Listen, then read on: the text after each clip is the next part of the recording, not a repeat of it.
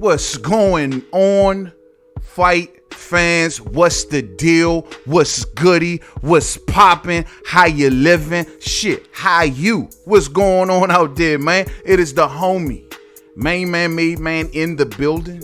Y'all already know how I get down. We talking boxing, man. Once again, it is an honor and a pleasure. I repeat, an honor and a pleasure to be on here with all of the boxing fam and the boxing fans. It's Saturday, so you know what that means. It's our time now, fight fans. Salute to the fam. You know what I'm saying? I see we got the queen up in here early. Salute to Denise Wars. Denise, Tuesday or Wednesday? Tuesday or Wednesday. Be on the lookout for that. Last time I checked the tracking, Tuesday or Wednesday. You know what I'm saying? Salute to the fam, though, man. Everybody that's coming in. I see Tank Nation in the building. What's up, Tank Nation? My favorite boxing YouTuber. What's good, fam? Man, what's good with you? I'm just cooling, fam. I'm just cooling, man. You know what I mean? The DMV, they say we back to normal now. They say the COVID-19 is over now, right? They say we in phase 2, fight fans. Phase 2. I'm not feeling it, though. Why you say this? Because this is the deal. You take like Virginia, for example. Northern Virginia had some of the worst infection rate numbers of COVID-19 in the DMV. The numbers never went down as far as the infection rates. They say that the hospitalizations went down. And so that allows them to go into phase 2. Makes sense, huh? Which it actually doesn't. The infection rates are still rising, but the hospitalizations are coming down, is what they say. Now, this week in boxing, we just had some fighters who were supposed to be on some cards this week, right? Pop Up Dirty. Oh, and I ain't gonna say for a drug test. Failed. They were positive for COVID-19. They didn't know they had it. They were going into a fight with this shit lying dormant, just sitting up in them, just chilling. And they were about to go into a fight. They didn't know they had it. They didn't know who along the way they could have infected. Don't know. And it affects different people differently. So my thing is, why are they counting the hospitalizations and using that as the measure when there can be so many people infected still passing it around everywhere? Now, on the other hand, I look at the governor of that state and he's being sued by every business known to man. Every business, all of the wedding people and the wineries and anybody that has summertime like business popping in the summer, they are suing the crap out the governor, right? Prompting the governor to say, you know what?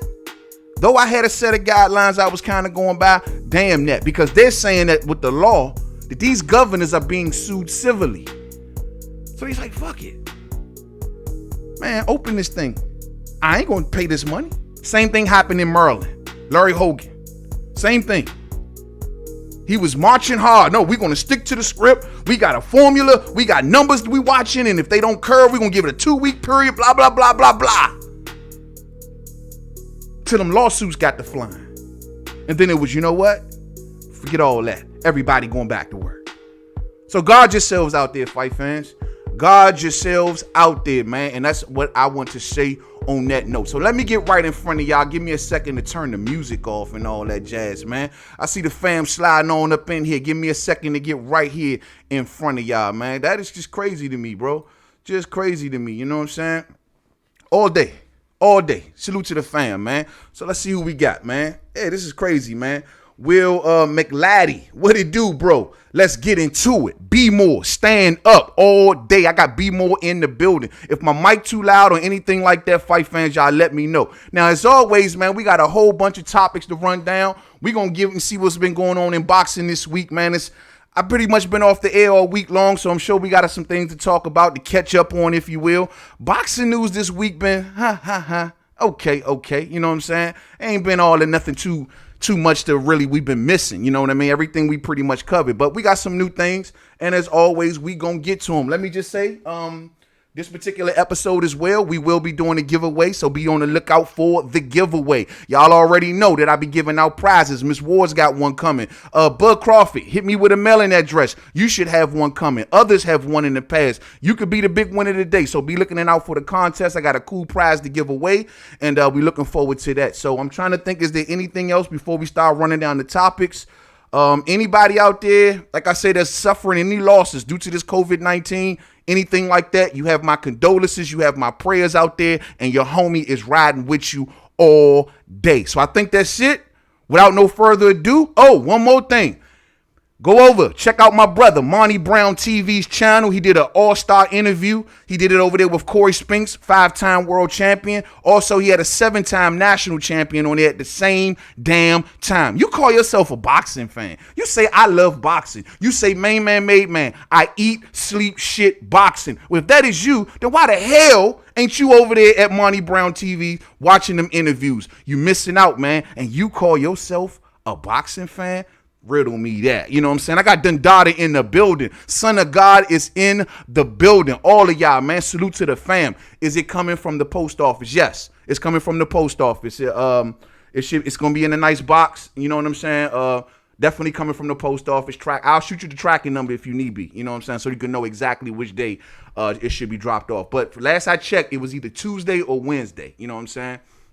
Yeah, man. Okay, Bud Crawford, got that. Yeah, I've been waiting on you, bro. I got the joint just chilling, you know what I'm saying? Ready to take off, man. Nah, word of the day, you are not late. We are just about to get it all cracking, you know what I mean? Jimmy, what's up, famo? Hit me up. You know what I'm saying? We gonna get up. We got to get up ASAP, you know what I mean? But with no further ado, I think that's everyone. I think we can start getting into the topics. I think that's everything. Cool. Let's get it crack-a-lacking, you know. So what do we have on the agenda, man? Been just a lot of newsy stuff all week. You know, we had some fights this week. We seen young Shakur get out there and get the job done. The best young and up-and-coming fighter in the game, fight fans. Ryan who? Tank what? You know what I'm saying? Devin who? Shakur Stevenson is the goods. The progression is what we love, what we seen from him this week. The progression. The man, the body changing. The judging of distance, the footwork, the IQ, the intelligence. It was working. Everything working. This kid gonna be a problem. I can see him getting a belt at 130. What are we talking? What are we gonna talk? Maybe Burchelt? Maybe him and Burchelt, they on the same side of the street. Burchelt is looking other places, I understand. They all looking other places when it comes to Shakur. Ain't that right, Josh Warrington? They all looking other places, except Gary Russell Jr., of course. But they all looking other places. Don't mean nothing. This kid gonna be nothing but the truth. He's already putting Tank on notice. He's already putting Ryan on notice. He's already like, Devin who? I'm coming for all y'all. I'm betting on Shakur. Fight fans. Come holler at me in about a year or two. I'm betting on Shakur.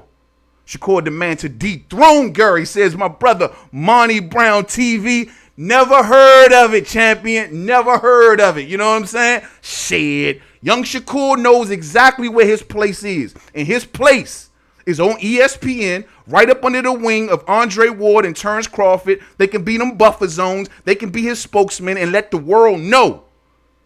Oh, no, he don't want no smoke with Gary. Nah. But he'll take all the rest of them cats. Fine. And we respect Shakur Stevenson, don't we, fight fans? We respect him, DMV. We respect him. We got a lot of respect because he knows who exactly Gary Russell Jr. is. So, of course, we respect him. Now, there's going to come a time, though. There's going to come a time when all of these cats got to mix it up, bruh. My bet is Shakur, number one. And if it ain't going to be Shakur, I'm rocking with Tank. That's right. And you can at me on that because I want smoke. I'm rocking with Tank. You know what I'm saying? I think Tank coming out on. I think he beats Devin. I think he folds up Ryan, but he got to be focused. But that's a different conversation. Let's get on to the boxing news, fight fans. But I'm rocking with Shakur, Monty, all day. And you already know. Speaking of Ryan, let's talk about crying Ryan. You know what I mean? What is wrong with Ryan now? There's always something wrong with this kid, I'm noticing. Kid, you got a lot going wrong with you all the time for you to have done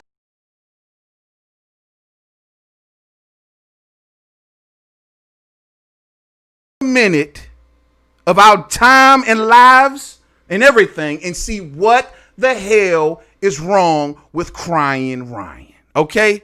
Now, according to Ryan Garcia, and I quote, he is not happy basically once again with his money. I'm sure y'all have heard this story. It's been floating around out there all week. He ain't happy with his money. According to the news, Ryan Garcia's next fight, which he was going to be put on this July 4th card, which would have been actually a good card, and I thought Ryan should have bit the bullet for it because it's the 4th of July. But if he's going to be on this July, if he was going to be on this July card, they were going to basically pay him $200,000. And I know some of y'all might be like, damn, Slim ain't making no money. Because guess what, fight fans? Twitter followers don't mean jack shit at the box office. You can have a million, trillion, bazillion Twitter followers. You can be the NSYNC of boxing. You can be the Justin Timberlake of boxing. But if they not coming to see you fight, young Ryan, who gives a damn? All you are is some little tweeny bopper. And from I'm understanding and listening to how they talking, they don't believe that you quite that guy yet. 200,000? Now, I know a lot of people may say, well, according to the news that's out, this is actually lower than what Ryan Garcia has been making in his last two fights. His last two fights, in each fight, he got $250,000. Oh, a whole $50,000 more. $250,000. Guess what, young Ryan? It will take 4 of your fights, 4, to equal Tank's last purse. Tank got $1 million in his last fight. It would take 4 of your purses, bro, to mix up with Tank's 1. And I can understand his probably pain right now. Word of the day say, yo, he needs a Kardashian. You know what I mean? All day. I can understand his pain. He's probably sitting back looking at young Shakur on TV like, damn, how he first? How come he the first one to come back? Hey, his promoter make shakes and moves a little better than your promoter. You know? How he get first? How he get to come out? How come he got a world championship? How come Tank has had world championships and I ain't got nothing? I feel you, bro. But something ain't right here. Something is not adding up to me. Are they not believing in young Ryan? Are they not believing him? I mean, they're moving him very, very slow. And I think his upcoming fights are going to be some major tests. He got Jorge Linares in the future. You know what I'm saying? He got some major, major tests in front of him. And I don't think they've see him as a fully matured fighter by far. Not to mention, not only because they looking at the popular side of Ryan Garcia and like, yeah, you popular, bro. Like they know you. You ain't got them to come to your fights yet, but that's a start. You're just starting. Now, meanwhile, Ryan Garcia is out here buying and shopping it up. We see him on social media. He got Ferraris and shit. You know what I mean? He balling out this joint. You see Tank. You see the tweet floating around. Tank like, oh, yeah, you tripping about money because you bought that Ferrari. Now you got to pay for that motherfucker. You got to pay for it. But, Ryan, you got to understand, bro. And I'm feeling, I get it. I'm all for boxers getting money, and y'all know this. But you got to do something. I'm not going to stomp to y'all here on YouTube and be like, yeah, Ryan Garcia need to get top dollar. For you ain't done nothing, bro. You've done absolutely nothing. All you've done is cry. You are crying Ryan. You know, I be looking at his social media. He looks sharp as a tack, don't he? Pop, pop, pop, pop. He putting them things together, champ. Putting them together. But I wondered, why does it look like that in the ring? It never looks like that in the ring with Ryan. A couple fights ago, he was looking real suspect. We were wondering, what's up with Ryan? Is he really this guy? And I think that performance is the performance that stopped him. And they slowed him down. But Ryan, bro, something ain't adding up here, man. You definitely got the following. The teeny boppers, the women love you. I be looking at social media. They be like, be my boyfriend. All the little teenage girls, they love you, bro. Maybe we should make like a Ryan doll. You know what I mean? We could sell that shit on eBay. I want half. A Ryan doll. But bruh, when it comes to the actual boxing match, I mean, are you really pulling it like that? Let's see what they got to say. Let's go to some more quotes. For some reason, they don't feel confident in you. You know what I'm saying? They don't feel confident in young Crying Ryan. Hold on one second. Hold on.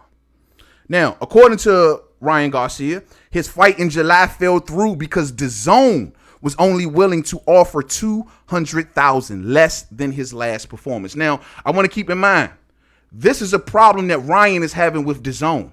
Remember in his last fight between him and Dunno, when he had a financial issue, that was between him and Golden Boy. This is a difference. This is DAZN putting their foot down, as they said that they would do, and cutting these purses down. They're like, look here, Ryan, you one of them that, we looking at like we ain't getting no return on your young ass. So guess what? You taking a pay cut. This is what this is. So Ryan has already had his fight with this dude. His fight now, even though it's through Golden Boy, his fight now is more so with DAZN. And he wants DAZN to come and speak to him because the DAZN don't call young Ryan. Ryan, it's a lot being exposed about young Ryan. Like, no pull, bro. Like, DAZN ain't even talking to Ryan. They talk to Golden Boy, and then Golden Boy has to talk to Ryan. Ryan, your A-side status is totally exposed. You can't even talk to the broadcaster. You know what I mean? You only making $200,000 in your fights. $200,000? I ain't laughing. I ain't got $200,000 to just throw away like that. You know what I mean? But I'm saying as far as a fighting compared to Tank and the rest of these cats. Bro, your A-side status is like none. It don't exist. There is no A-side status when it comes to Ryan. Maybe A-side against Jotacito Lopez or some shit. I don't know. But you ain't got no A-side status, bro. You are now crying Z-side Ryan. That's what you are. Stop crying, bro. Get your ass in the ring and get to work. The big money will come. I hate when these young fighters get out here, just think because they got Twitter followers and Facebook followers that I'm just thinking. I don't normally take the side of Golden Boy. Forget Eric Gomez. Forget Oscar De La Hoya. I don't usually take their side, but I'm with them semi on this. I'm with them. You got to do something, homie. You got to do something. Muhammad Ali said, Canelo's side piece will only take him so far. Yeah, he got Canelo in his corner. Eric Gomez and Golden Boy have accused people of the past of being all in Ryan Garcia's ear. Mayweather Promotions was trying to recruit him heavy at one point in time. Shit, Oscar even prompted to put legal paperwork on Mayweather Promotions. Oh, don't you take him to the club. We don't want you taking our guy to the club. He's not allowed to go to the club with Mayweather. What the fuck? They like, bro, we just buying him a drink, cooling out with him, man. Man, bring some bras over here, let him party a little bit, let him be a young star. You know what I mean? Not keeping them all bottled up and tucked away and put them on an app so nobody can see him. That's the way y'all moving them. We try and move him like let him be him. Mayweather, because Leonard was definitely smoothing Ryan. And I'm sure Canelo was like, look, man, if Oscar gonna keep dicking you around, do what you got to do. Ryan can't go nowhere though. And Golden Boy makes that evidently clear. He's exclusively with us. And by him being exclusively with Golden Boy, not allowed to go nowhere, that makes him exclusively with DAZN because DAZN has the contract to show all of the Golden Boy fighters. Right? So in America. So Ryan, look like you're stuck there, bruh. Either you gonna take this date and say, fuck it, take some exposure, even though Shakur didn't get much exposure the other night. But this is the 4th of July. Take that date, try to get some exposure, make a couple dollars to beat up on a bum, and go about your business and make the down payment on that damn Ferrari. That's what I suggest. Keep getting that ring experience. Why are you tripping at this point, bro? We all know that it's COVID-19 time. That ain't no fighting going on. Ain't no big things going on. You should be wanting to stay active. You should be wanting to stay busy. Most importantly, stop fucking crying. Crying, Ryan. Cry, baby. Yeah, he only crying, bro. You know what I'm saying? Stop crying, man. Get in there and fight and get something did. You know what I mean? That's how I look at Ryan Garcia. I like him. Sharp kid. I think he coming along real good. But just stop fucking whining. So it says in 2019, he was so angry at Golden Boy for its $50,000 purse that he wrote, I've been treated like shit and been given peanuts. This is back in 2019. I will not continue to let myself get fucked. Let's get the fight done or I am still of no value, end quote. Now, $50,000 though, that's a little iffy right there. That's a little too low. God damn, I mean, they paid this man $50,000. They offered him a fight for 50 grand. I mean, how much is he walking away with that? $25,000 to put his life on the line? Now, that's too low. That's too low. That is way too low. That's just disrespectful low. I wouldn't even probably give. I understand they trying to take advantage of him, being new in boxing, and they got him like minimums in his contract where as long as he minimally makes this, he still can go and fight. I understand he got all that. That's usually the newbie contract. But bro, 50,000 though, like they could do better than that. I mean, come on, DAZN, Golden Boy. This was back in 2019, before all of this coronavirus stuff hit, and y'all were offering this kid 50,000. That is insulting. That is insulting. Now, I don't know if they were doing that because of his affiliations with Canelo, and we know Canelo and Golden Boy ain't seeing eye to eye. Canelo was in a position where DAZN speaks directly to him. They don't even call Golden Boy over Canelo no more. Ryan is still in a position where they still got to call Golden Boy, and he got to wait for the phone to ring from Golden Boy. Damn. 50,000, fam? Muhammad Ali says, how much is Oscar? How much of a cut is Oscar taking, though? Exactly. So you want to give that man 50,000. He got to subtract it, everybody, every which way, taxes and all. That's insulting. I don't care if he's fighting a bum. I don't give a damn if he's fighting a referee, bro. 50,000? Bro, 50,000 is humiliating. And maybe that's the source of Ryan's frustration. I get it. He want to be taken serious. He want to be taken 50,000. They can do a little better. But I tell you what, this is the one thing that Golden Boy and DAZN is leaving the door wide open to. When this kid contract is up, if he's continually winning, someone's going to get him. Someone's going to get him. Someone's going to take him and market him in the right way. I don't think Golden Boy nor DAZN know what the fuck to do with Ryan Garcia. They have no idea. And we wonder why Adrian Broner and them didn't go over there. They have no idea. Look at Canelo. Popularity taking a major hit. And Ryan, before he can even really get off the ground the right way, he's already having financial problems. Issue after issue after. Someone's going to snatch this kid. You can bet Mayweather Promotions got their eye on him. If they don't make a Ryan Garcia versus any of them TMT fighters, whether it be Tank or whether it be Devin or whoever, if that doesn't happen before his contract is up, he's ghost. And if he's smart, he shouldn't give it to him. And I don't usually vouch for not having fights, but if Ryan Garcia is smart, he needs to take a page from Danny Jacobs' book. What Danny Jacobs told DAZN, we just covered this. Danny Jacobs said, yo, DAZN, I'm down to come back and get that big money. Oh, and but my next fight is going to be a showcase fight. I'm not fighting a big fight in my very last fight of my contract. That ain't going to happen. I'll face Gabe Rosado. Then when we come back to the negotiating table, well, if you want me to face a Callum Smith, if you want me to face a Billy Joe Saunders, well, guess what? You're going to have to pay me, champ. Simple. And Ryan will be smart to take a page out of that book. He should give Golden Boy all the shit fights that they can take, whether it be whoever versus whoever, and look good doing it. And then when it's time for you to re-up for that contract, brother, you're going to say, well, guess what? Through my slew of wins and looking so impressive in the ring, I beat that guy by easy work. Now, guess what? I want Tank. I want Shakur. I want this. I want Devin. I want them all. But if you want me to fight them, this is what I'm going to need. That's how you get it done, Ryan. You don't cry. You don't whine. Oh, my God, I ain't making no money. You just starting out. You got a long career to make that money. Right now, make your name. Don't worry about making the money. Make the name, champ. Make the name. Tank ain't had this problem because he got Floyd. Make the name. Devin ain't got this problem because he got his father who's guiding his career in the right way. Make a name. You, sir, have nothing. You got Canelo Alvarez and Oscar somewhere doing God knows what. That's what you got. So you got to make your name. And I ain't talking about just with the teeny boppers. Crying, Ryan. Come back and holler at me, Ryan, when you get it together. You should have took this damn fight. Took it and ran with it. That's what I say. Should have took it and kept the name going. Look at Shakur. Who the hell was that Shakur just fought? Don't know, don't give a damn. But it was good to see Shakur and good to see his progression. We could have been talking like that about you, crying, Ryan. But you want to sit back and whine us to death. Look at Shakur. Ryan be like, mommy. I know that's right, Renee. Salute to the fam, man. All the whining, bro. Did you see Shakur the other day who went up there against a nobody that we've never heard of ever in life in boxing? Maybe some of y'all have. I haven't.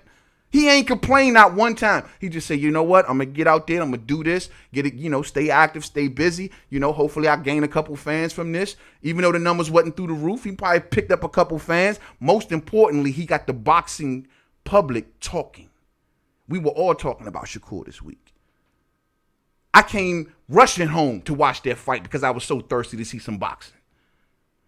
You could have been that, Ryan, but you want to keep crying. You want to keep whining. You want to keep, and that's why they're going to sit back and say, "What you going to keep crying? We could turn that 50,000 to 25,000 and keep on crying. You keep on crying, you'll be lucky to get a goddamn fight this year. Don't forget, we make you. We tell you when to fight.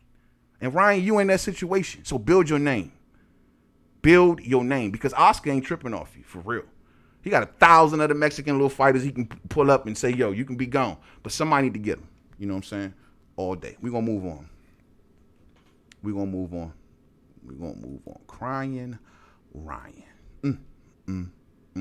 To the next one. My main, I've been keeping my eye on this situation, and that is Tevin Farmer and JoJo Diaz. And I've been keeping my eye on this situation ever since this fight occurred, bro, because I developed somewhat of a soft spot for Tevin Farmer. You know what I'm saying? I think he's a cool cat, man. Real talk. And looking by the talk of what's going down, we will not be getting Tevin Farmer versus a JoJo Diaz rematch, unfortunately. Now, we know Tevin Farmer is down for this fight. He ready to go. He said in his last fight that, he want this thing as soon as possible. And yes, for anyone that is wondering, yes, there was a rematch clause in the JoJo Diaz and Tevin Farmer fight. You'll see the quote floating around up here. Yes. But unfortunately, prior to their fight, there was a fight that also had occurred roughly about 6 months prior. Now, I'm sure that y'all have heard the news on this. I can't pronounce this guy's name, but I'll give it the best shot that I can. You know what I mean? Hold on for a second. I'm going to give it the best shot that I can. I can't pronounce this dude's name. And his name is Shavkazan Rakhmonov. We just going to call him Rakhmonov. You know what I'm saying? Shit. Rakhmonov right here. Rakhmonov had a fight about 6 months prior in which he was fighting for the IBF eliminator to become the mandatory. Now, his fight ended in controversy. Though he stopped the guy in 8 rounds, there was a scandal that kind of broke out from his fight in which it was being accused by Rakhmonov and his corner they were using smelling salts in between rounds. So this, after the fight, triggered an investigation. Now, of course, the IBF, they started an investigation in which they put a 3-man panel up to investigate Mr. Rakhmonov. And it turns out that this panel came back with the understanding that they were going to stick with the original ruling of Rakhmonov won fair and square. Well, this makes him the mandatory. Now, take in mind that the investigation concluded 2 days prior to the fight between JoJo Diaz and Tevin Farmer. So this prompts Rakhmonov saying, I don't know what JoJo Diaz is talking about. Because JoJo Diaz is running around like, I want Abner Martez, I want this guy, I want that guy. Then I'll maybe get around to Tevin Farmer. And Rakhmonov is like, excuse me, hold up, wait a minute. I get my shot. Now, I've been keeping my third eye on this for the last few weeks, hoping that maybe something will come out and break. But the IBF president, Mr. Daryl Peoples, you'll see his quote floating around up here. He's already let it be known that this is what it's going to be. You know what I mean? We not budging. We are sticking to the script, and that means that Rakhmonov will get his mandatory, which was supposed to be 6 months from the last fight. But given coronavirus is going on, we don't know when. You know what I mean? But given that is going on, he will basically get his shot. Now, I'm going to read this quote real quick from Mr. Daryl Peoples. Let me see here. Now, Mr. Peoples, let's see. I might can catch it on the screen. You'll see Mr. Peoples basically up here, and I wanted to read it because it looked like what he was saying in his particular quote. He gave a little bit of wiggle room. I'm gonna see if we can catch it coming across. Here it is. As of now, Diaz is scheduled to make the mandatory defense with his title. Unfortunately, we cannot determine the exact date his mandatory until we get a notification. So they can't determine the exact date, so they get notification from both camps. The thing is, maybe, small hope of maybe, if that the coronavirus can alter some things when it comes to the boxing schedule, and just maybe, you know what I'm saying? Just maybe they'll say, you know what, we'll grant an exception. But I also find it funny that the IBF, bro, they don't play. They don't give a damn about rematch clauses or none of that shit, bro. They got a rematch clause. This shit should be an open and shut thing. But the IBF is like, we sticking to the script with it. I don't care if you got a rematch clause. This man is owed his shot. This man right here. Now, JoJo Diaz and Tevin Farmer, to me, are kind of in the same boat. They both want big fights. Tevin Farmer was doing the same thing. He held out to the very last minute to the people he had to fight. And they are both in the same boat. They want big name fights. In Tevin's case, he ain't going to let this opportunity walk away.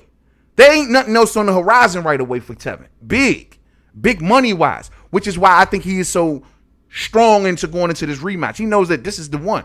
This is the big feast that I've been fighting these little bums over. And if I don't beat this guy, there is no more feast. So if I let this opportunity to just go away, risk losing it again, then when is the next opportunity coming around for Tevin? You feel me? No belt, nothing. When is the next time? So Tevin is looking at it like, yo, bro, I got to take this opportunity. Now, I'm also one to believe that this fight is all wrong for Tevin. Bro, I've watched the rematch. I've watched the replay of their fight several times, bro. Stylistically, I don't know what Tevin gonna do. I don't see Tevin being able to walk JoJo down. I don't see Tevin being able to stay away from JoJo when JoJo starts to walk him down. Tevin says he's been cleared by medical professionals and everything right after the fight, but I still think something is wrong with Tevin. I don't care what nobody say. Something is wrong with Tevin. When I look at that fight, my man kept doing it like he had the hiccups or something, bro. Like he just kept doing that. Bro, that shit scared the hell out of me, bro. I was like, what? I ain't never seen a fighter do that. Something ain't right. And I'm scared for Tevin, to be honest with you. But I know he wants to provide a life for his family. I know he wants to provide a good life for him and his new lady. You know what I'm saying? Him and his lady or whatever. So I get it. But, man, I'm really concerned. And I think JoJo Diaz is all wrong for Tevin. I don't know. Monty says, yo, he needs his chance to get it back, man. Yeah, win, lose, or draw. True. And like I say, Monty, he ain't got nothing else, man. What else is there? Tank ain't going to face him. Shakur ain't going to fight him. I mean, Shakur and him would be a good fight, but I don't see that happening right away. You know, Bob ain't going to pay for that. What else does he got? I mean, he fought hard to try to get the Tank fight. Tank ain't want to give him no smoke for whatever reason. I mean, none of them. Burchell, none of them. He was down to face Gary Russell. Salute to Tevin. The only one that was down to face Gary Russell after he got through JoJo Diaz. Who else is there for Tevin? The problem is, though, it's sad. The sad thing about it is, yo, bro, like, I just don't think this style is right for him, man. I think JoJo gonna beat him again. I don't want to say that. I just don't hope he do too much damage to Tevin. I hope Tevin, all right. Now, we know JoJo is sporting a cut. You know what I'm saying? He had a cut that had to heal up after that fight, man. So he's cool with the time going past. Trust and believe. He don't mind letting time go past, man. And he can sit back, and that's why he was even calling out names and trying to rattle a few cages, because he want to cash in on his title too. And I don't know how long that JoJo Diaz is going to stick around at 130, but I know he wants to cash in too. But at the end of the day, bro, he can't get away from this. They have a rematch clause. The IBF is saying, though, screw your rematch clause. You're going to fight Rachmaninoff, and then after Rachmaninoff, you can get in there with Tevin. That's crazy, bro. Lawrence Williams says, yo, at main man, Alan Green did something similar to what Tevin did in the Edison Miranda fight. Green kept looking down, though. Yeah, bro, it's like a nerve thing, fam. That shit is like a nerve thing. It's like, I don't know what got triggered in Tevin's head or what JoJo, bro. I've watched a lot of Tevin Farmer fights. I ain't never seen him do that. And I understand he got the eye thing going. But shit, nah, bruh. Bruh, I'm telling you, man, you go back and watch that shit scary as hell, man. And then it's like he couldn't help himself. Like, it was just moving on his own. He just kept, even while he was fighting, bruh. Like, and I've never seen Tevin look that bad. I'm telling you, man, Tevin hiding something, man. I don't know what he hiding, but I know he want to feed his family. I just hope he make it through this thing okay. That's at the end of the day. I hope he make it through this okay. And if he wants to take this shot, like Monty said, bro, he got to. Win, lose, or draw. Win, lose, or draw. Got to figure it out, Tevin. Got to figure it out, homie. We're going to keep on moving. Damn. I don't see it, fight fans. I just, call me just being a skeptic all the way to the end. I don't see it. I just truly don't see it. I truly don't see it. We're going to keep it moving to the next one. Before, though, I get to the next one, which is a pretty heavy topic, I want to take a second and we going to, hold on, cue the music for the fam, We're going to get back and take a second for a minute and just do this giveaway thing, man. I want to give y'all some stuff, man. You know what I'm saying? I want to look out for the fam. So we about to get into quiz time. We're going to do a boxing quiz real quick. Y'all already know how I do. I keep something in the cut for y'all, man, to give away. Denise, yours is on the way. Bud, get me that address. Everybody else who's won is on the way. You know what I'm saying? Here's a new one. So what we giving away today? What you got for us today, main man? Aha! What is this? Bow! Oh, main man, what do you got for us? Check it out. This is what I will be giving away. A brand new, boom, keychain, digital photo keychain. So you put this on your keychain. How many of y'all got photos in your phone that's clogging up your damn phone, that got all the space in your phone stopped up? You can't do nothing. You can't go on YouTube and see main man talk this real spiel because your phone's so goddamn slow, because you got a million pictures and videos slowing your shit down. Screw that, cuzzo. This is what you need right here. I'm giving this to the fam. Digital keychain, high definition pictures, is, you know what I'm saying, as well as video. Oh, this is his photo, I think. Yeah, just pictures on this one. So the last thing we gave away was the little camera, the digital camera took photos. This was just pictures, but however, it will hold hundreds of them. You put it on your keychain right there, never been used, fresh, still in the box. You can give it to your kid. You can keep it for yourself instead of having when somebody say, yo, didn't you just go to Cancun the other day, man? Let me see your vacation pictures. You don't want to have to whip out your phone, flip through the pictures. Oh, you ain't mean to show that picture of wifey right there. My bad. And you know what I mean? They end up seeing something they don't need to be seeing. Well, guess what? You can whip out your little digital keychain picture thing, and there you go. You know what I'm saying? And there you go. Bow. So this is going to the lucky winner of the question that we got. What do you got for us today, main man? This is good. I didn't even know this one right here myself, fight fans. Get ready. Y'all already know the rules. First answer I see pop across my screen wins the prize. The first person to get the answer right, type it in the comment section. I'll see it float across my screen right here, and you will win this nice ass prize. And keep in mind that the photos are in 1080p. Damn, 720. What? You know what I'm saying? Let's keep it going. All right, here we go. This is the question. All right. I want to talk about volume punches. In today's world, some say that there's a lot of volume punches in boxing, if you will. You got guys like Manny Pacquiao that's known for getting in there, getting in and out, getting in, out. You got fighters that some fighters throw over 100 punches around. You got some busybodies out here, man. You got some dudes that's what they do. They just want to come forward like a Leo Santa Cruz, no head movement, getting bopped, all the shit coming in, but they keep on throwing. So the question I have to the fight fans, which fighter, boxer in the history of the sport of boxing has the most thrown punches? Y'all should know this. The most thrown punches in a fight. Which fighter has the most thrown punches? I don't care about landed, thrown in a fight. Go for it.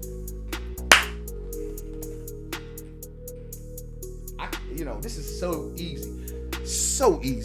easy. Come on, you Googlers. Y'all out there Googling. I don't see no comments. All of y'all out there Googling. This don't make no ever-loving sense. All of y'all out there are Googling. Y'all are some Googlers. You know what I'm saying? Y'all are the Googling fight fans. Come on. Which fighter in the history of the sport has the most thrown punches in a fight? Come on.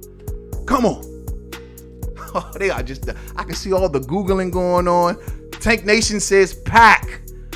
Close, but not close enough. You know what I'm saying? Keep it going.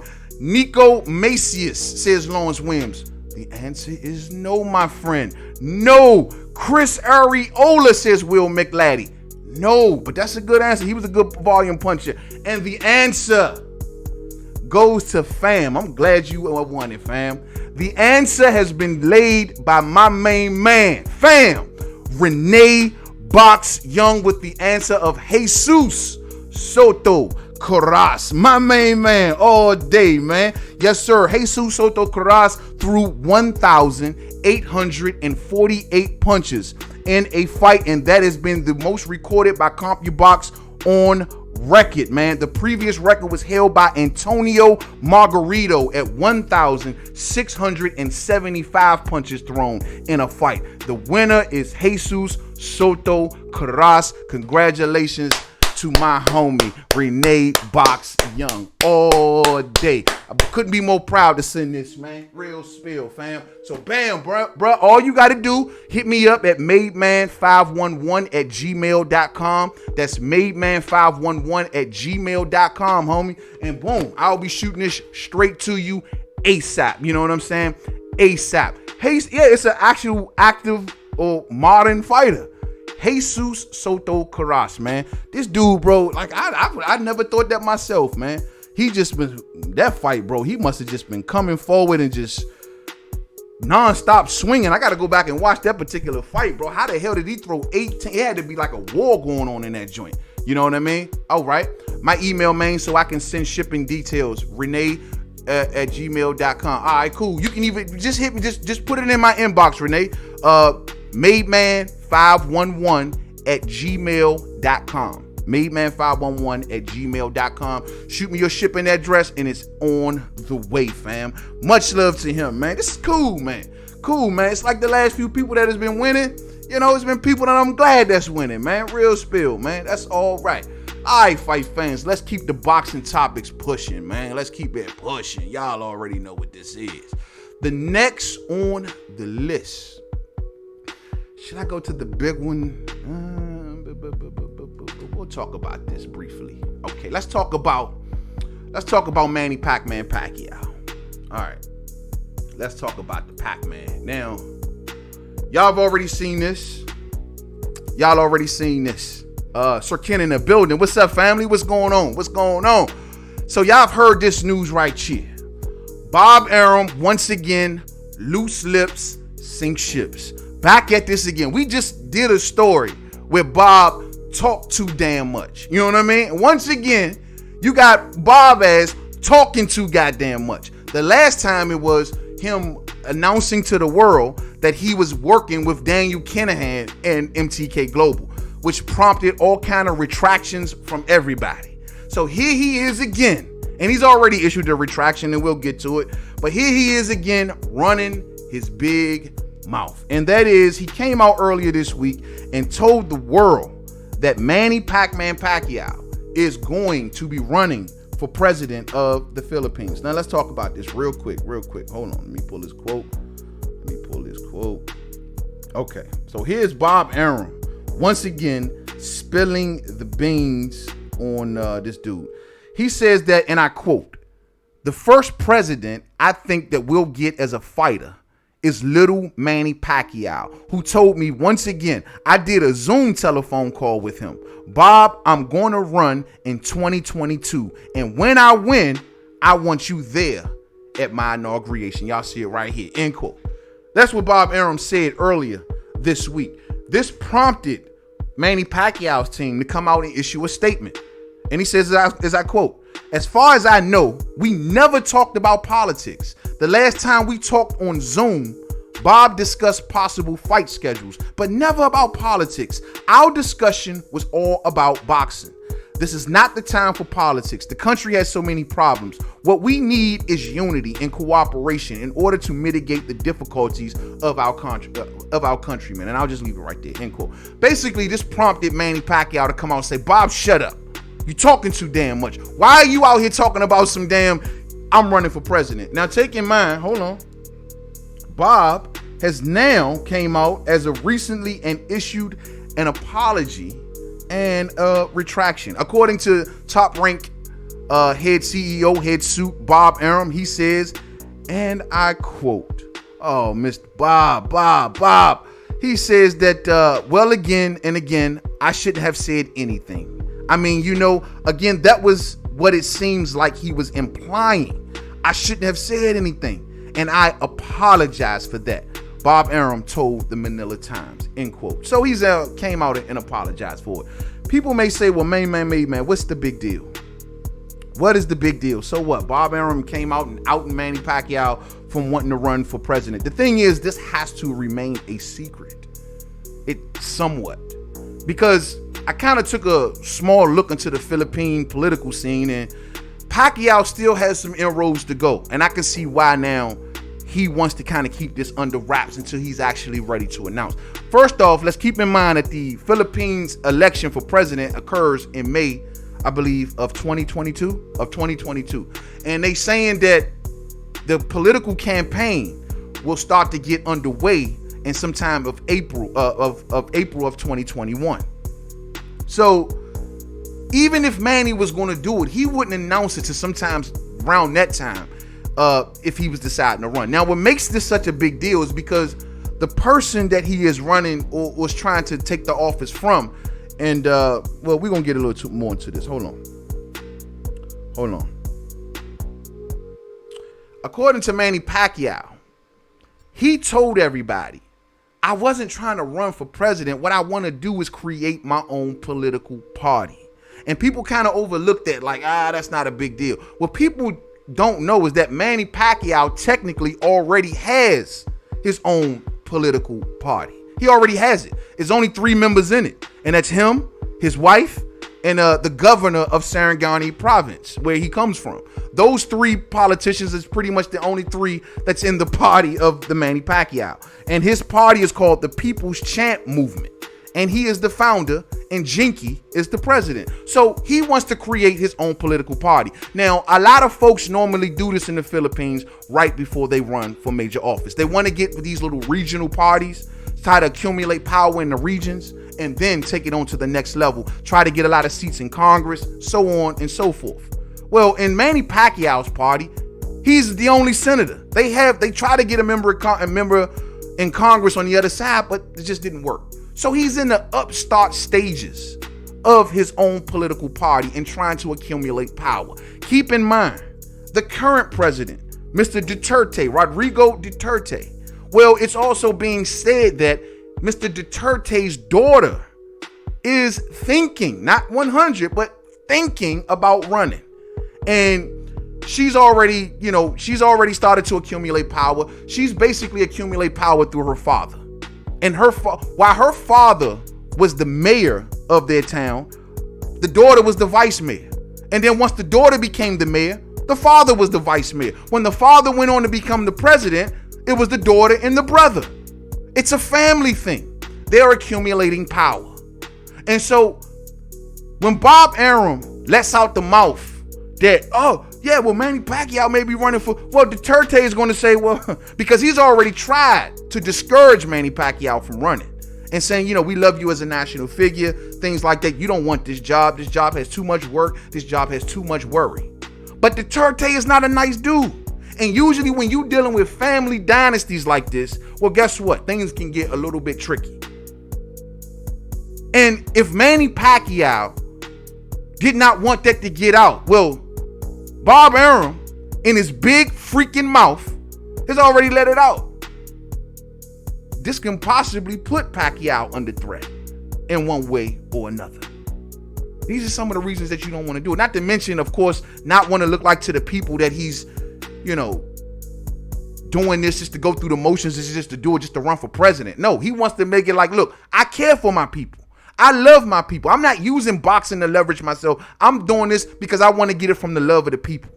That's Manny Pacquiao's way. So when Bob goes out here and running his fat freaking mouth, the Duterte family, they're listening to this. You know what I mean? All of Manny Pacquiao's people who don't want to see him rise, they're listening to this. And you just assured, Bob Arum's word in the Philippines is heavy. All of the years that he promoted Manny Pacquiao, they called him the promoter, simply the promoter over in the Philippines.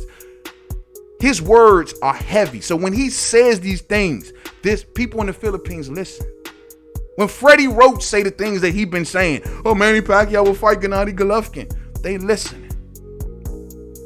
And Pacquiao wants to be known. Don't be putting me under no threat, bro. You talk too goddamn much. Bob, why the hell you doing Zoom calls with Manny? I thought Manny was a PBC fighter. Manny ain't never had no loyalty to PBC, fam. He went over there and he is using PBC all the way up. And he about to dump their ass for Bob. I ain't mad at him. That's Manny Pacquiao. But at the end of the day, Bob Arum ran his mouth, and I think this does put Manny Pacquiao's ambitions in jeopardy when you talk about it, right? That's one of those things that you don't want to let out the bag until right when election season starts. You don't want your detractors, you don't want your opponents going on opposition research on you. You don't want none of that. You want them guessing. And as of now, Pacquiao has said on numerous occasions, no, I'm not running. I'm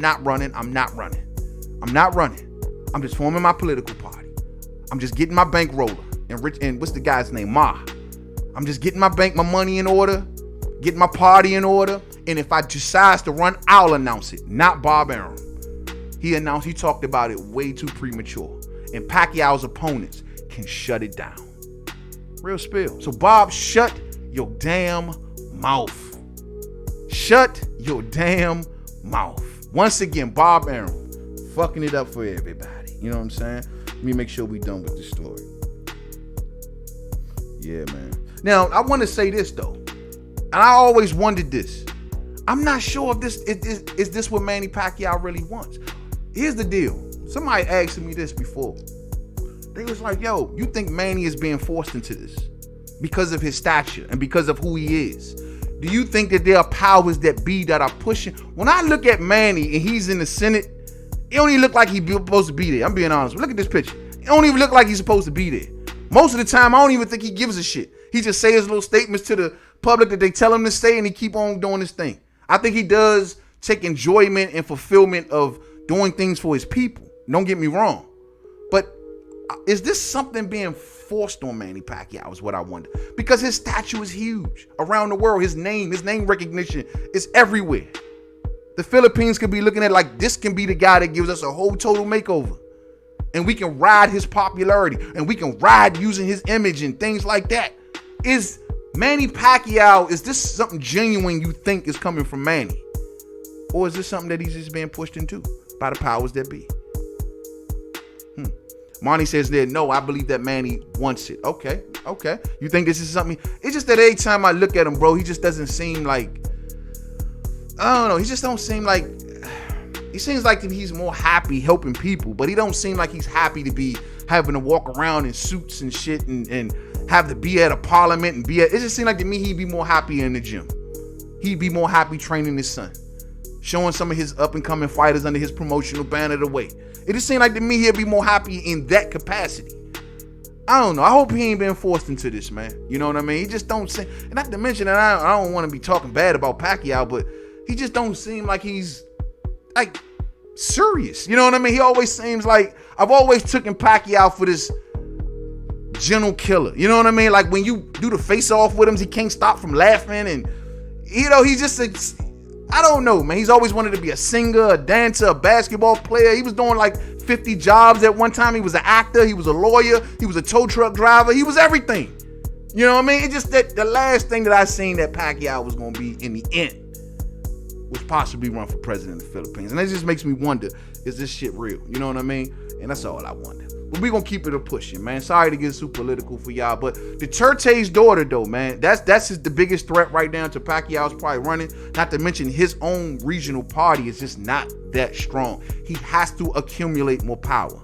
He has to accumulate more power before he can make a successful run. And Bob Arum letting the cat out the bag like this, well, that could throw a wrench in Manny Pacquiao's plan because he's trying to accumulate power all day. Moving on.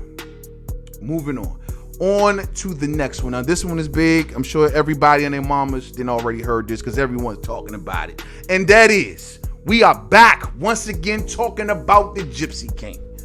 We back talking about the Gypsy King. So y'all seen what the Gypsy King been talking about.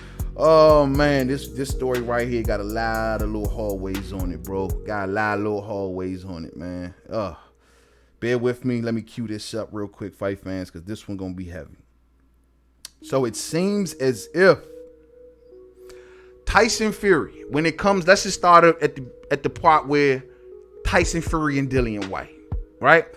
The WBC has came out with these mixed signals. Mixed. That ain't making sense to nobody until Bob gave us the answer. Now, right? Well, according to Tyson Fury, and I quote, "I am about fighting the biggest fights out there. Wilder and Joshua are the biggest fights out there.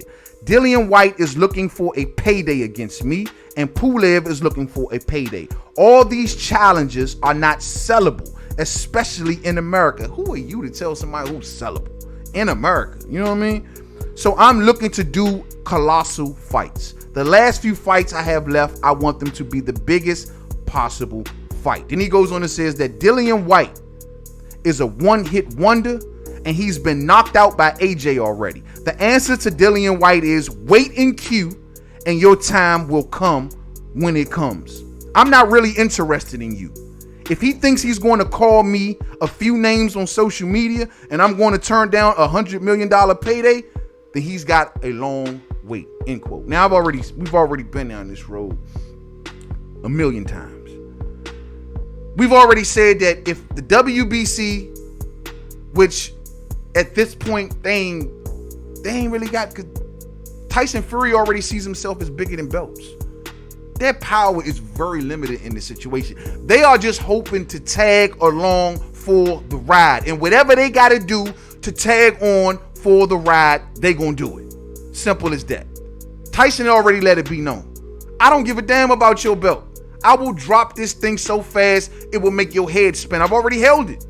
I'm already seen as the champion. I don't need to walk around with your trinket. Everybody already knows who I am. Who are you? And so this prompts the WBC to come out and play stupid. Like, what? Tyson Fury said what? Oh, no. Tyson Fury did who? Tyson Fury said what?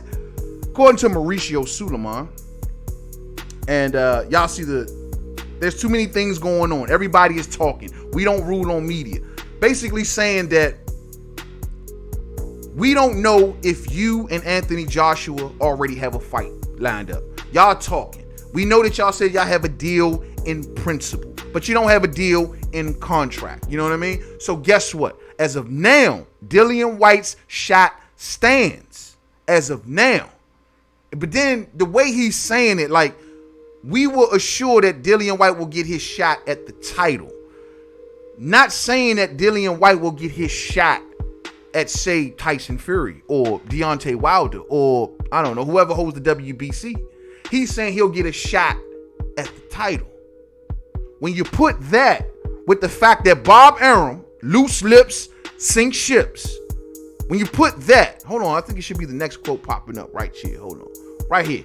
You can't control because the fight versus Fury takes place in October, November. We don't know. But for the WBC, it's Wilder who is fighting Fury and then the mandatory. So basically they saying, we don't know what's going to happen. You know what I mean? Whatever happens, we'll adjust accordingly. And one of those adjustments that they're looking to make, according to Bob Arum, a possibility is making Tyson Fury the WBC franchise champion. Hell to the no.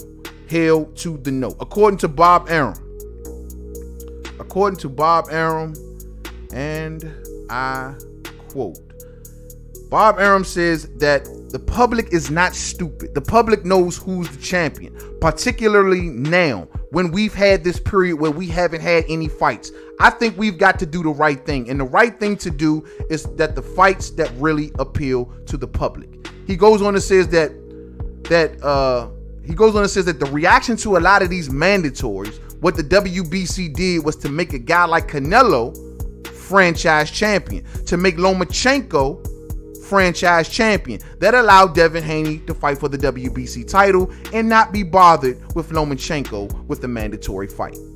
Particularly while these guys were fighting the top person around, nobody's asking the WBC to make Tyson Fury a franchise champion. But if Dillian White pursues this idea of fighting Tyson Fury before he fought Wilder again, and then Joshua, that would be the way I think the WBC would go, end quote. So, putting two and two together, right, in a nutshell. What Bob Arum said, what Suleiman is saying, we don't know anything. We haven't heard anything. All we know is there's Wilder and Fury, and the coronavirus is going on, and Dillian will get his shot at the title. We'll make adjustments accordingly. These dudes are setting Tyson Fury up to become WBC franchise champion, if it comes to that. If they see no other option. If Eddie Hearn, because this saves face for everybody, including Eddie Hearn. Eddie Hearn got to go to Dillian White, his own fighter, and tell him, yo, Dillian, you know, that title fight that we've been talking about all this time, you know, we might just got to kick it back down. That's a hard thing for Eddie to have to do. That shit got to be tough.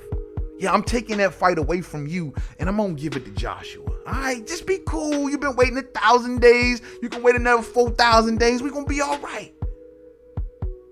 It's going to be all right. That's got to be a hard call. So if the WBC comes out and issue this fraudulent franchise championship, well, that saves face for everybody.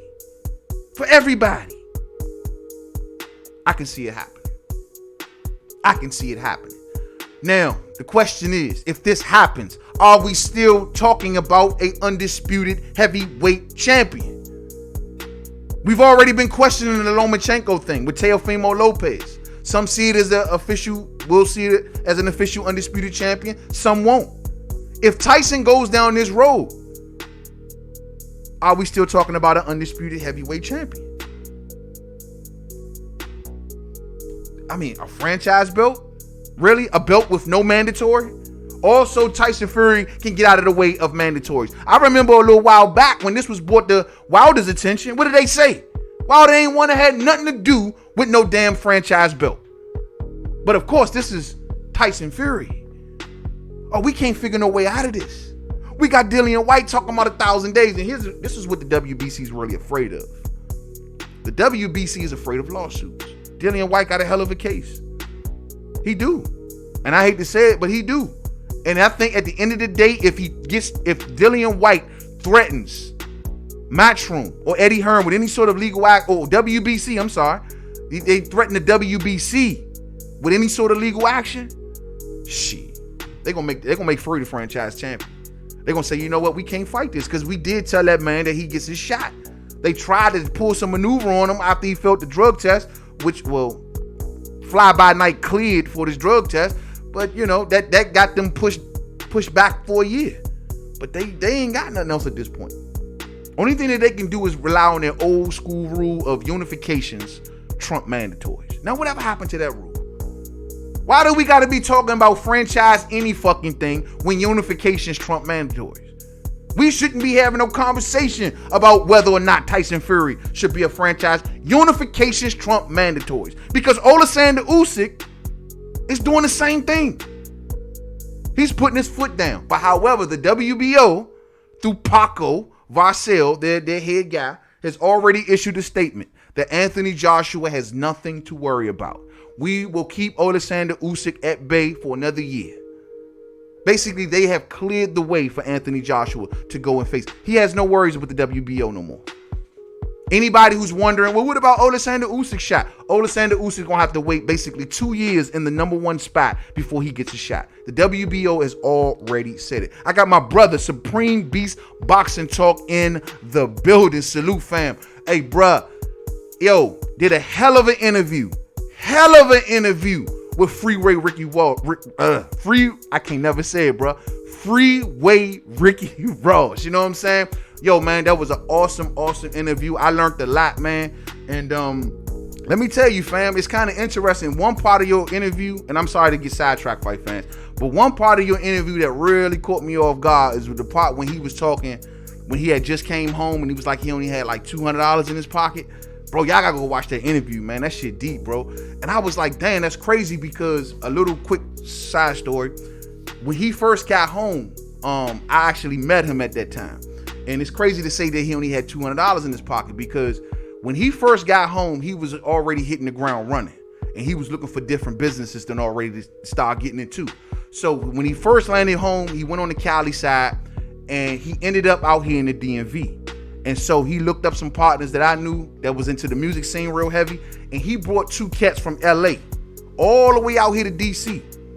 We took him. We escorted him around the city. We did an interview with him in around our old neighborhood or whatever. He interviewed right there, man. My man walking around this joint in any hood, anywhere he want to go. No bodyguards, just him and his two homies. When we took him, right, we took him to a studio. We took him to the trap, Shan. We ain't take him to no studio. We took him to a hood joint, like a house covered, walls covered in writing, bruh. Everybody wrote on the walls. Everybody that come in, he go straight to the basement. We got a 5-star studio down there. You dig? He come in and he bring his homies in. He was looking for beats. He was looking for, collabs and just trying to get his feet wet in the music industry. We took him around, bro, to different clubs and stuff like that, bro. Everywhere we went, we was being followed by news cameras.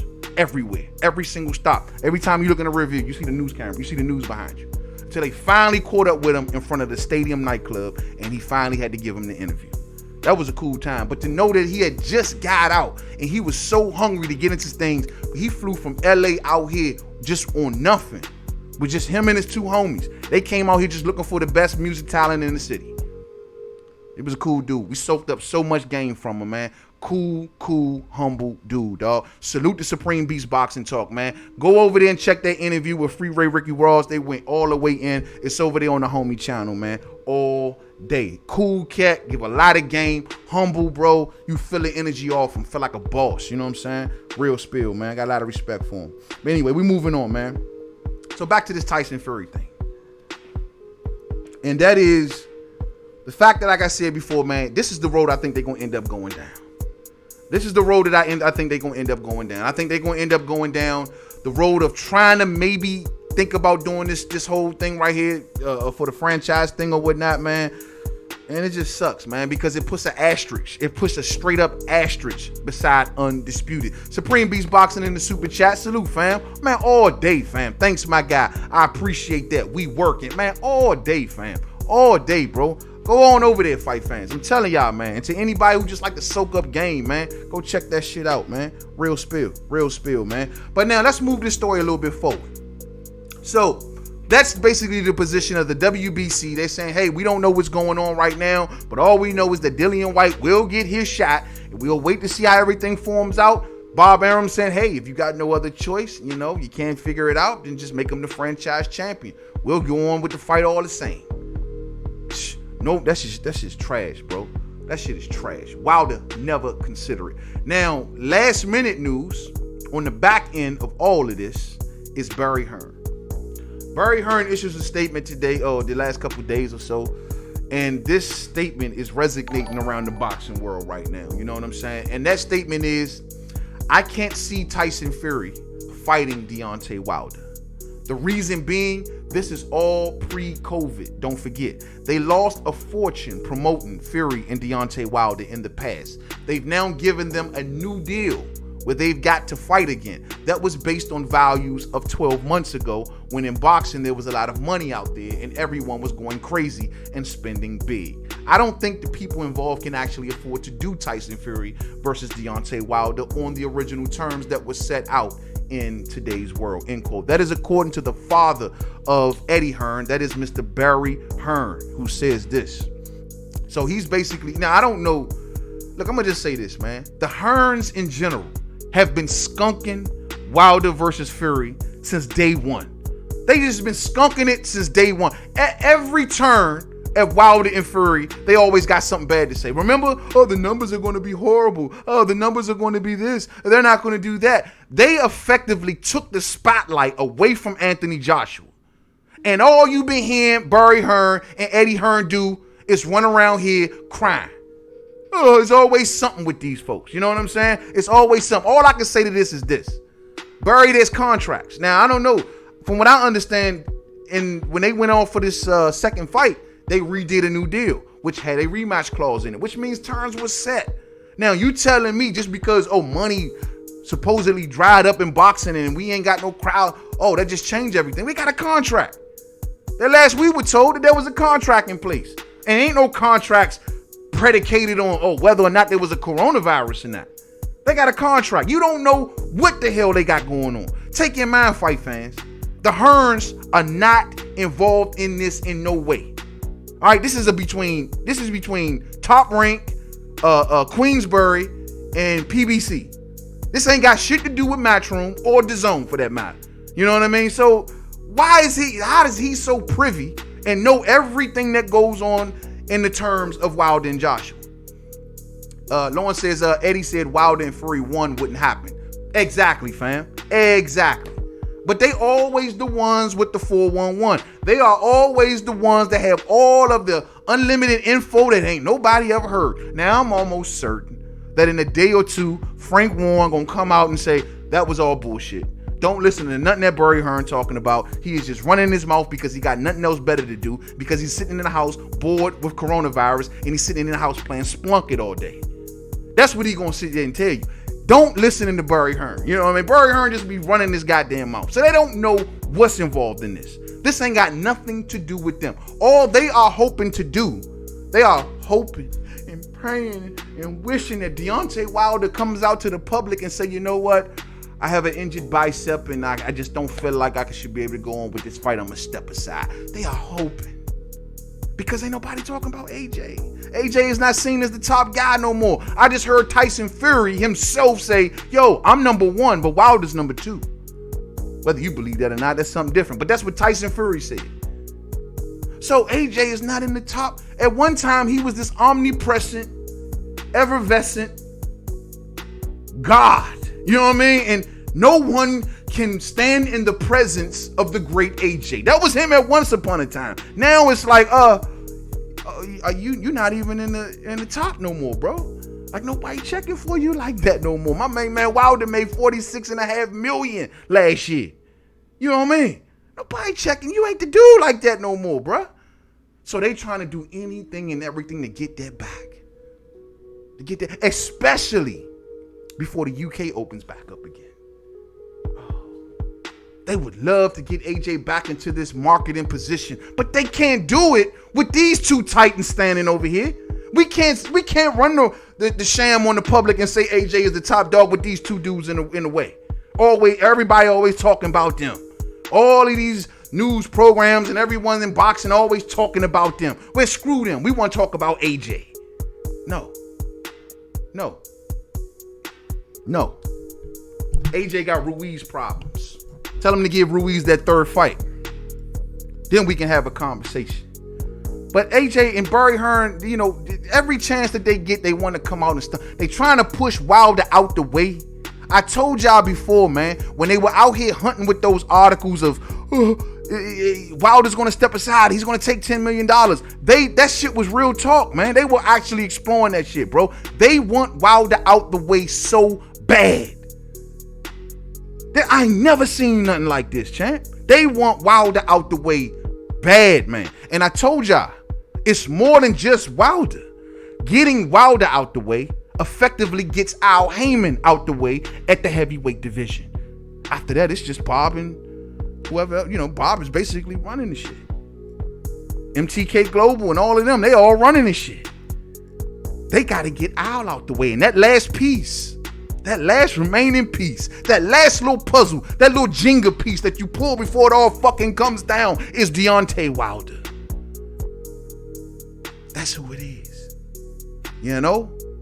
And they want the man out the way so goddamn bad. Bro, this is sickening.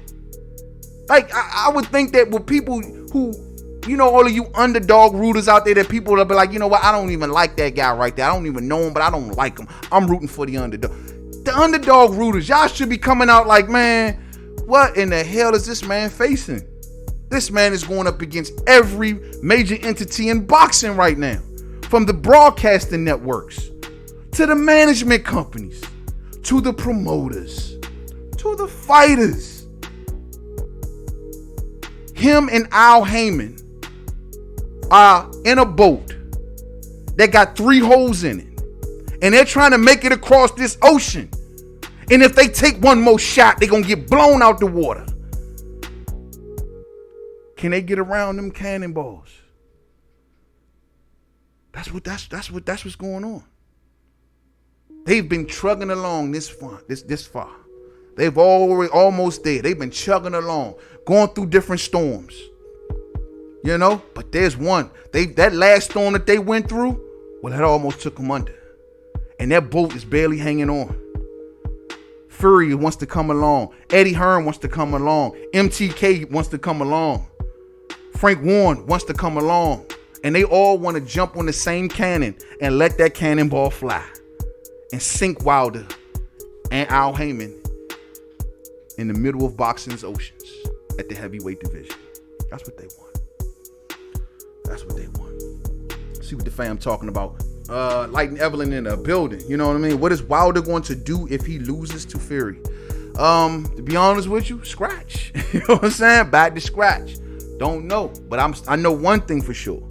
I'm rocking with him. Don't know where he gonna go. Maybe back to scratch, start over. I don't know. I just don't know. At that point, as far as getting a shot at the title, that's gonna be leap years away. We've already broken that down. You know, I guess honestly, Ruiz might be their last hope. If they can send Ruiz over there into the mix and maybe grab a belt, if Wilder lose. You know, I don't even want to have this conversation. I don't even want to talk like this, bro. I don't even want to talk like this. I don't know. I don't expect for that to happen. Like, I don't expect for that to happen. I got DGO in the building. Didn't Fury just announce his fight against AJ for next year? He did. Yeah, getting way ahead of the game.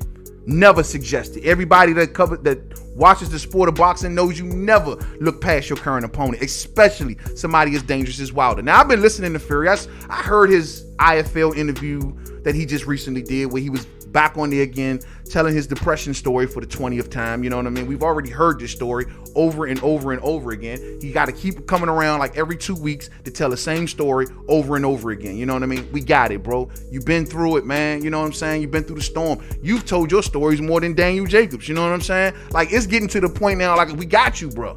Damn, bro, how many times y'all gonna keep playing the goddamn story over and over again? He was in the car, he was speeding in the car, he had his moment, he pulled over to the side of the road, he went off to make millions, become the world champion again. We've heard the fucking story, bro. God damn. It's like every time I turn around, I got Tyson Fury telling this story again. You know what I'm saying? Get on YouTube at midnight, that's Tyson Fury telling this story. Get on YouTube at 3 in the morning, oh, there's Tyson Fury again telling this story. Turn on ESPN, there's Tyson Fury telling his story. Okay, he told his story. Boy, they are all sold into this dude, man. All sold. Fury is playing mind games with Wilder again. Yeah, he is. But one thing I will say about Tyson Fury, and one thing I will say is that I mean, I listen to him talk sometimes, bro, and I will say that he realizes where he at. He ain't being fooled. That's one thing I've always gave to Tyson Fury. He doesn't let the public fool him. Like, he knows exactly where he at.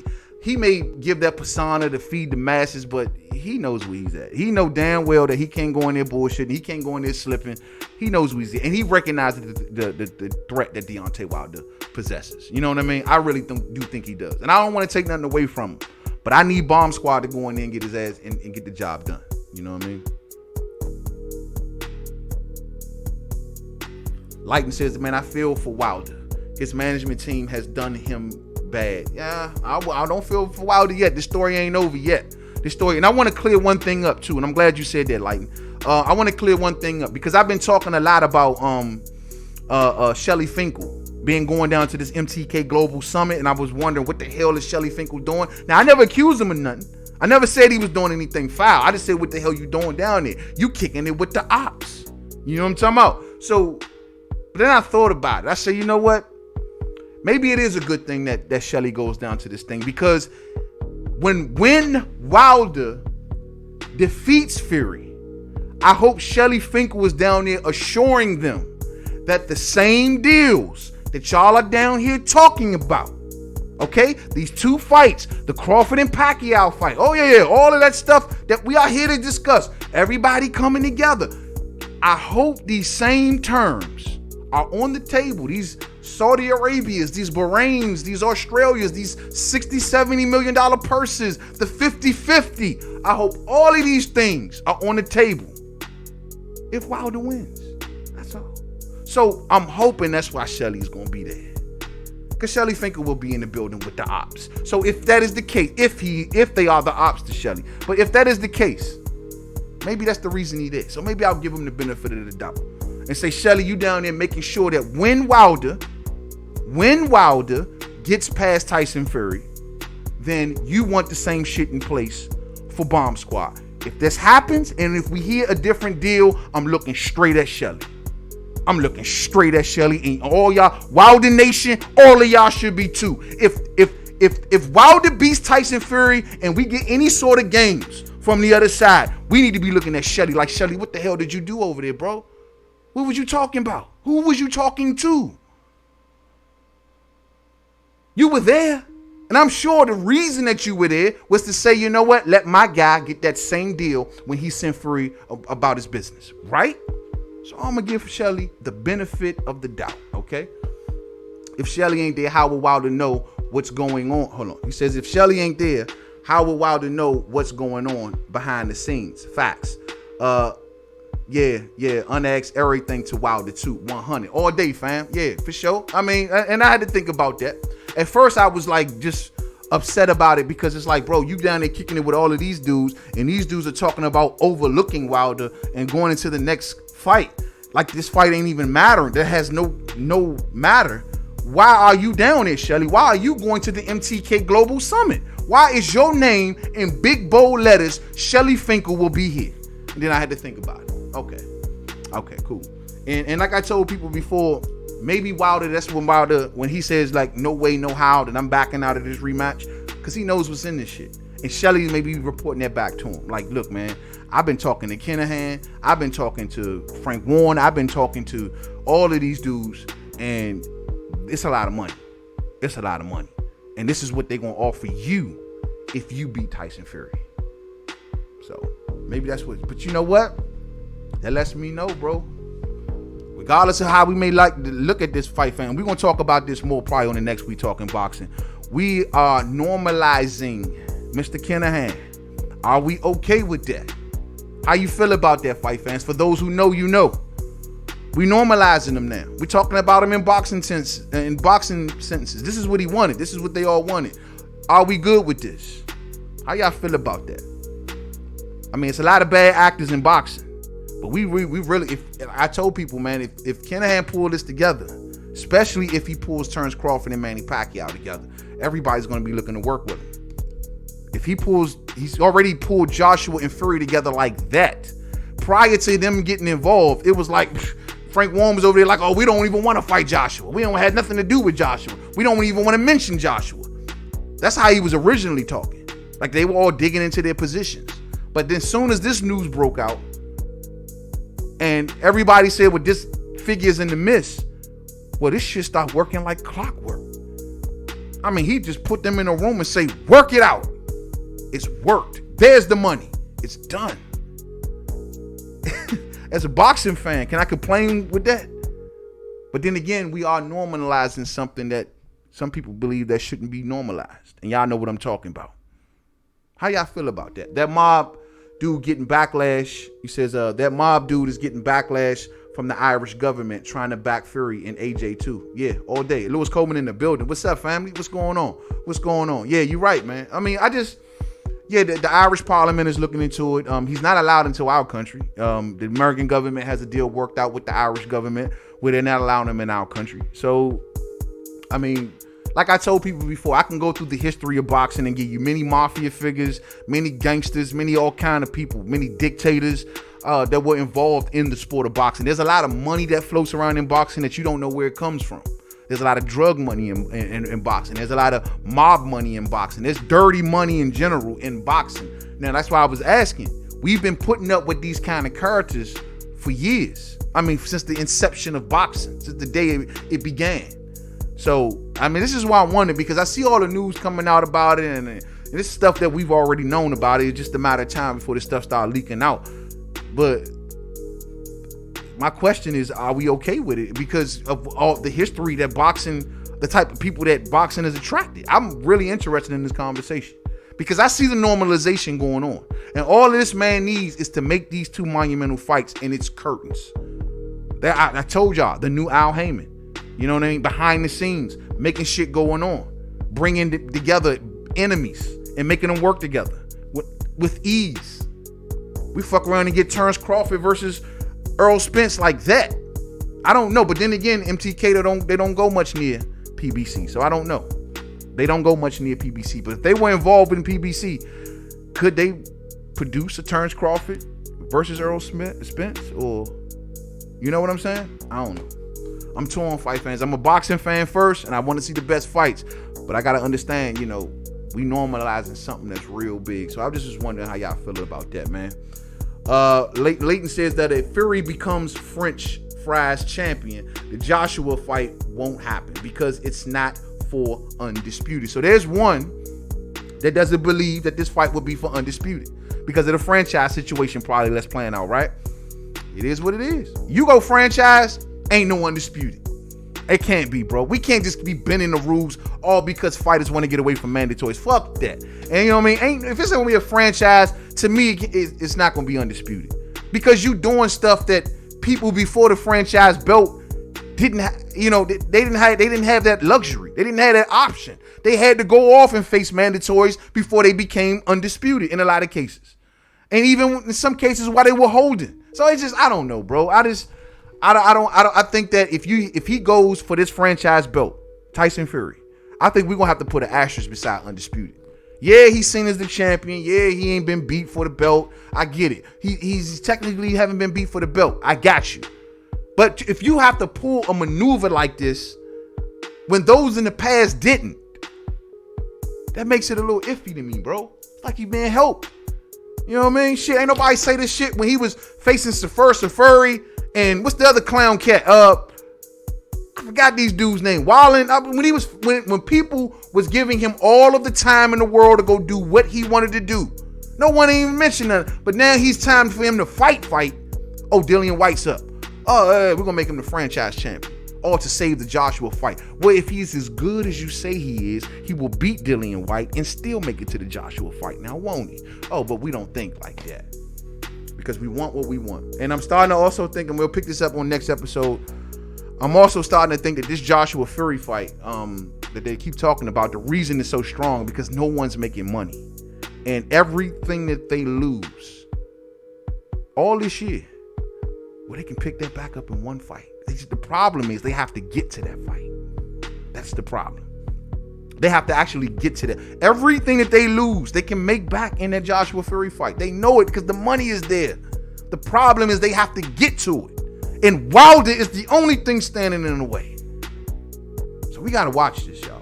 Keep our eyes on this. It is what it is, man. We're going to get ready to shut it down, man. All day, man. This has been a real chill episode. Like I said, man, boxing news was like this week, man. But before I do shut it down, one last thing I want to go back if I can real quick. Well, then, you know what? I'm going to leave it be. I was going to go back to the Ryan Garcia story real quick and some things I left out of that story. But you know what? It is what it is. I don't feel like talking much more about crying Ryan ass any goddamn way. You know what I mean? Cries too goddamn much for me. But it is what it is, man. I think that's going to be a show for me today, fight fans, man. How long we've been going? We've been going over an hour. That's good enough for me. Y'all already know what it is, man. Wednesday, this was supposed to be Wednesday's show, to be truth be told, but I got a little tied up. We will be back on live next Wednesday, guaranteed all day. You know what I mean? To the winner of today's prize, the homie, Renee Box Young. Please do not forget to hit me up at mademan511@gmail.com all day. Now, make sure I got everything else because last show, believe it or not, bro, it was like 2 topics I had left on the table. Make sure we good. And I think we good. I think that's an episode, fight fans. I think that's an episode, man. You know what I mean? Read a couple of y'all comments. Buddy Lee says, I already read that one. He says that DGO going in on my man Wilder as always. That ain't nothing new. You know what I mean? Supreme Beast Boxing says, if Wilder would have done any of the shit that Tyson is talking about, what would they say? Man, bro, the sky be falling right now, bro. The sky be falling. I remember when they even actually entertained Wilder for the franchise belt. Remember? When they was like, yo, man, will they do it? Will they do it? And Wilder, before the WBC could come out and say anything, Wilder said something like, no, I'm not doing it. I don't want it. Respect. Tyson Fury says he doesn't care about belts and trinkets and stuff like that. You know what I mean? My thing is, look, man, and this would be some stand-up shit that Tyson does. If they came to Tyson Fury and say, you got to take the franchise belt, and he says no, and they say, well, you got to face Dillian White, and he says, no, I'll just drop your belt, and you won't get no sanctioning fee. What they going to do then? They going to make the Irish belt? They going to make the Traveler belt? Is that what they're going to do? They had the Mayans, the Who Cold belts. They're going to make the Traveler belt, and Tyson Fury going to wear that joint, the Traveler belt. Expect the traveler belt to come from the WBC, guaranteed. Well, with Tyson, if you don't want to wear our belt, we'll just make you one. We'll just, we'll make it out of like, Irish metal or something. I don't fucking know. You know what I mean? But that's what they do. I'm out of here, fight fans. Much love to y'all, man. Enjoy the rest of y'all weekend. Enjoy the rest of y'all day. Thumbs up on the way out. If you did not hit it on the way in, I will see y'all Wednesday night, man. Hopefully, man, we get more into some good boxing topics, man. This week, like I said, to me, was too newsy. I'm trying to get out of the newsy shit. You know what I mean? Rock with the homie. Thumbs up on the way out. If you did not hit it on the way in, all prizes on the way. Much love to y'all. Stay safe and sucker free out there. Remember that the devil is everywhere, omnipresent, everywhere at the same time, and he's coming for you to fuck your whole weekend up. Much love to you all, and until the next one. Peace out.